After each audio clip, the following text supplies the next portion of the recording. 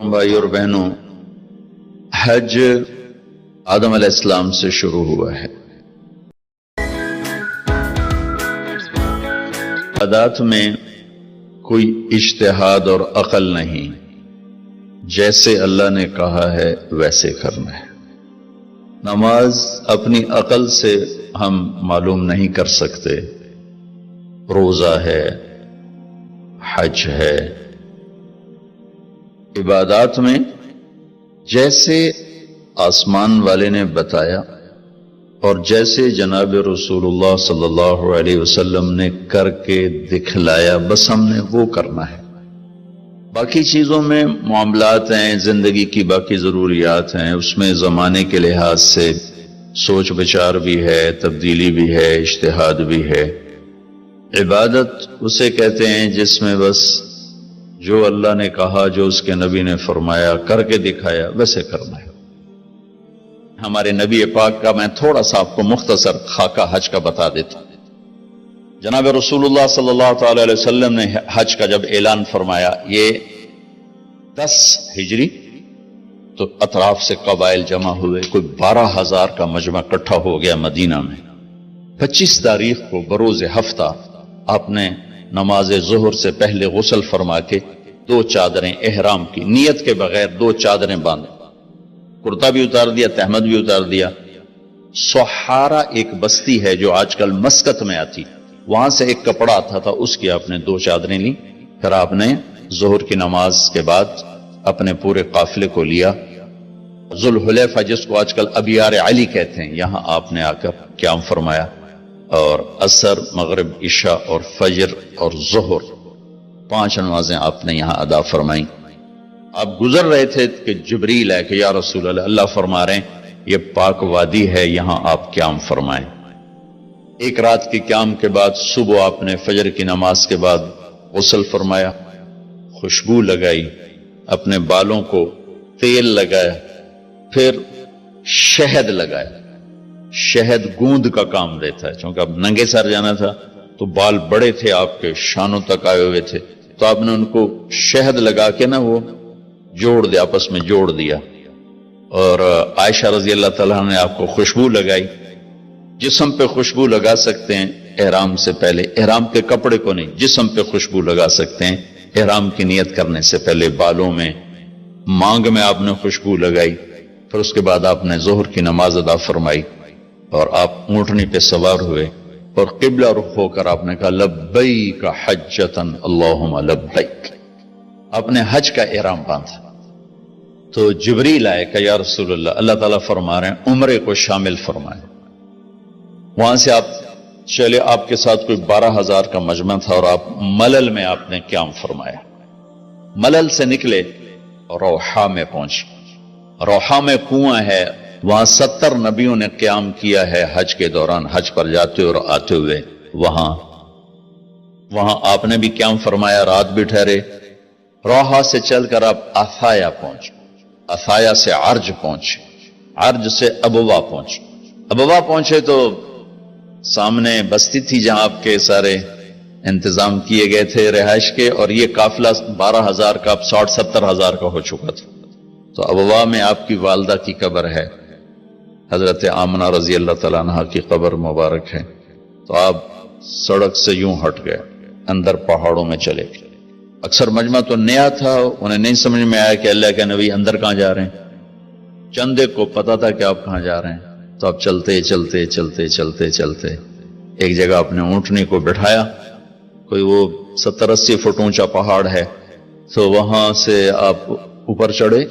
یہ اپریل کا مہینہ تھا اور ماں کی قبر کے سرانے تشریف لائے، اور یوں اپنے گھٹنے اٹھائے اور ہاتھ یہاں رکھے اور سر یہاں لیا، یہ پوزیشن بنائی جیسے چھوٹے بچے بناتے، اور پھر جوں سرہانے بیٹھ کے رونا شروع کیا۔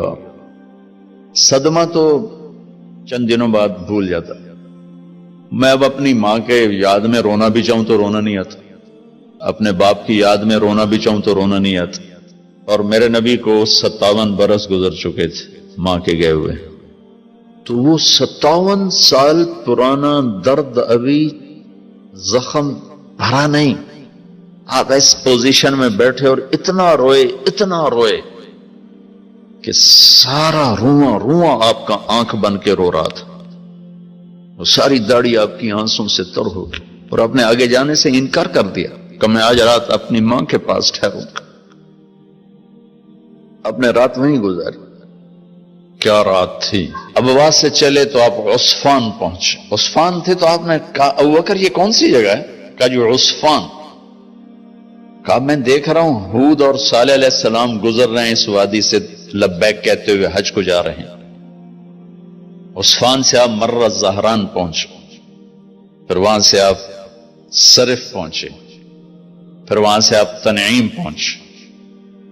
تنعیم میں آپ نے احرام کی چادروں کو تبدیل فرمایا، جو 2 چادریں مدینہ میں زیب تن فرمائی تھی، تنعیم اتار کر 2 نئی چادر اسی کپڑے کی۔ پھر مکہ کے ٹاپ سے آپ انٹر ہوئے اور بیر زی طوا کے کنویں پر آ کر آپ نے قیام فرمایا۔ یہ ہے اتوار کی رات، 25 کو چلے اور 4 کی رات کو، یہ مہینہ 29 کا تھا، تو 4 کی رات کو آپ مکے پہنچ گئے۔ اور اتوار کو صبح آپ نے غسل کیا، خالی پانی بہایا اور عمرہ کے لیے تشریف لے گئے۔ صفا مروہ کی طرف سے آپ پہنچے، باب و بنی شیبہ کے سامنے آپ نے اونٹنی کو بٹھایا تو بنو ہاشم خاندان کے بچے آ گئے، ان سب کو ملے، کئیوں کو اونٹنی پہ بٹھا لیا، کئیوں کو پیار کیا، گلے لگایا، پھر ان سب سے ہو کر باب و بنی شیبہ، یہ باب و بنی عبد مناف تھا، آپ کے خاندان کا دروازہ تھا، اس سے آپ انٹر ہوئے، اور جب آپ فارغ ہوئے تو باب و بنی مخزوم سے آپ باہر نکلے۔ آپ نے جاتے ہی حجر اسود کا بوسہ لیا، پھر سجدہ کیا، پھر بوسہ لیا، پھر سجدہ کیا، پھر بوسہ لیا، پھر سجدہ کیا، پھر آپ رونے لگے، بہت روئے۔ اس کے بعد آپ طواف شروع فرمائے۔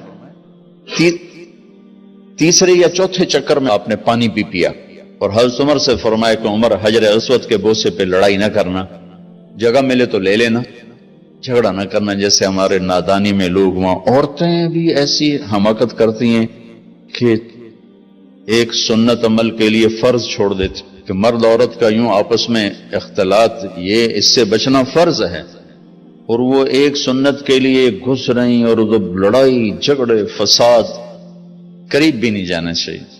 اللہ کے نبی نے استلام کیا، جب رش ہو گیا تو آپ کے پاس ایک لکڑی تھی، وہ دور سے یوں لکڑی کو لگا کر اور اس کا بوسہ لے لے۔ پہلا آپ نے بوسہ لیا، اس کے بعد رش ہو گیا تو پھر آپ نے ہر دفعہ بوسہ میں ایک دفعہ بوسہ لیا، اس کے بعد آپ کے پاس ایک لکڑی تھی، اس لکڑی کو آپ یوں چھوتے تھے اور حجر اسود کو، اور اس کا بوسہ لے لیتے تھے۔ بوسہ صرف ایک دفعہ، پھر جب آپ نے 2 نفل پڑھ لیے اور تشریف لے گئے صفا مروہ کے لیے تو پھر حجر اسود کا بوسہ لیا، اور آپ نے جا کر صفا مروہ پہ 7 چکر پورے کیے۔ بعض روایت میں ہے کہ 3 چکر پیدل کیے، پھر مجمع زیادہ ہو گیا تو 4 اونٹنی پر بیٹھ کر گیا تاکہ لوگ دیکھ لیں۔ اس کے بعد آپ نے اعلان فرمایا کہ بھئی جن کے پاس قربانی کا جانور نہیں ہے وہ احرام کھول دو۔ تو صحابہ نے کہا یا رسول اللہ آپ کھولیں، تو آپ نے فرمایا کہ میرے پاس قربانی کا جانور ہے، ابو بکر کے پاس، عمر، زبید، طلحہ یہ نہیں کھولیں گے جو کہ ان کے پاس بھی قربانی کا جانور ہے، باقی جن کے پاس نہیں کھول دو۔ تو سب نے کھول دی، اور حج افراد بھی تمتع بن گیا، حج قران بھی تمتع بن گیا۔ اب نہیں ہو سکتا، اب جو نیت کریں گے وہی کرنی پڑے گی، لیکن اللہ کے نبی کا خاص حکم تھا تو سب کا حج تمتع بن گیا۔